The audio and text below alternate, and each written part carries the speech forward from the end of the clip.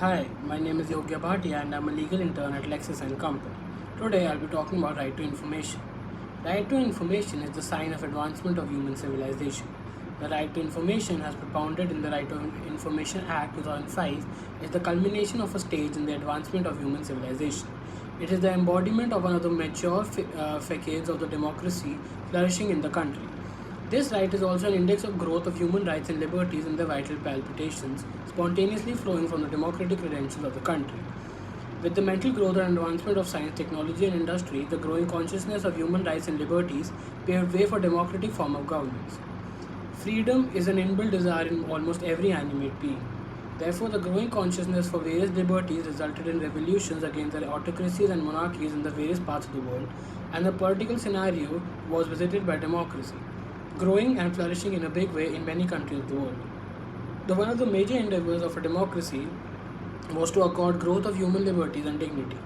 Since our independence was the result of centuries old struggle and sacrifice, the people cherished high hopes and aspirations from the new setup.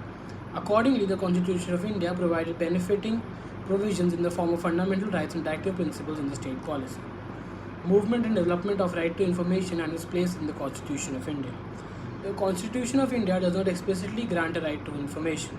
However, the Supreme Court of India has held in several cases that the right to information is implicit in the constitutionally enriched right to life and liberty in Article 21, supported by the right to constitutional remedies in Article 32, which provides the right to approach the Supreme Court and High Court in case of any of these rights. Dynamic interpretation of these articles by the Supreme Court over the years has led to the development of the rule of law in India. The legal position has developed over a period of time through several court decisions. In the absence of clear legislation on the right to information, the only resort left to the citizen was to knock at the door of the court every time they wanted to enforce this right. In 1993, the Consumer Education and Research Council Ahmedabad proposed a draft RTI law. The Press Council of India, headed by Justice P.B. Sawant, presented a draft model law on the right to information to the Government of India in the year 1966. The first legislation in India enacted as the Freedom of Information Act 2002 which enabled a citizen of India to secure access to information under the control of public authorities, died in the womb as the infrastructure required to make it operational could not be fully established. The Freedom of Information Act 2002 was repealed and replaced by a new legislation.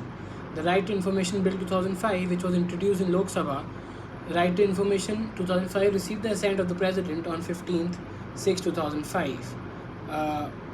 It extends to the whole of India except the state of Jammu and Kashmir. Right to information means the right to information accessible under RTI 2005, which is held by or under the control of any public authority. Any citizen is entitled to obtain information under this law. Inspect word, documents, reports held by public authorities, or even information relating to private authorities under the control of the public authorities.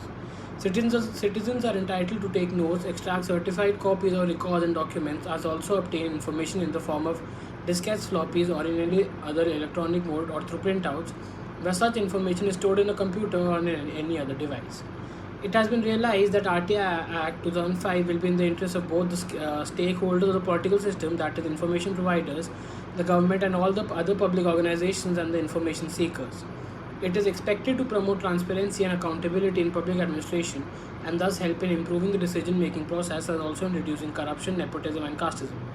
This will enhance manifold the credibility of the government. On the other hand, it will provide an empowering tool in the hands of the public through which they will secure access to information which enable them to make informed choices and thus facilitate individual participation in public affairs and also enable them to assert their democratic rights more effectively.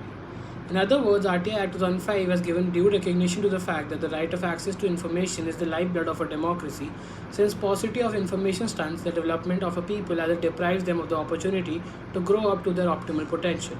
The Right to Information Act harmonizes the public interest. The Act envisages the harmonization of public interest with the right to information. In spite of all things said and done in favor of right to information, there are some areas where the public interest demands some element of secrecy. It has been felt that certain areas of governance have to be kept outside the purview of the RTI Act. The same have been exempted under the specific provision envisaged under the Act. Thus, a harmonious balance has been tried between the two. As a matter of statutory provision, the Act provides for imparting information being held by the public authority, and it does not provide for redressal of grievances or entertaining suggestions for doing or not doing something. Though it aims at reforming the public administration by ensuring transparency and accountability and thus eliminating corruption, it does not provide for the remedy within its purview. It simply helps in unveiling what is happening with the system of governance through the public authorities. Therefore, there is no scope in the RTI Act to either make suggestion or to seek redressal of grievances. Thank you.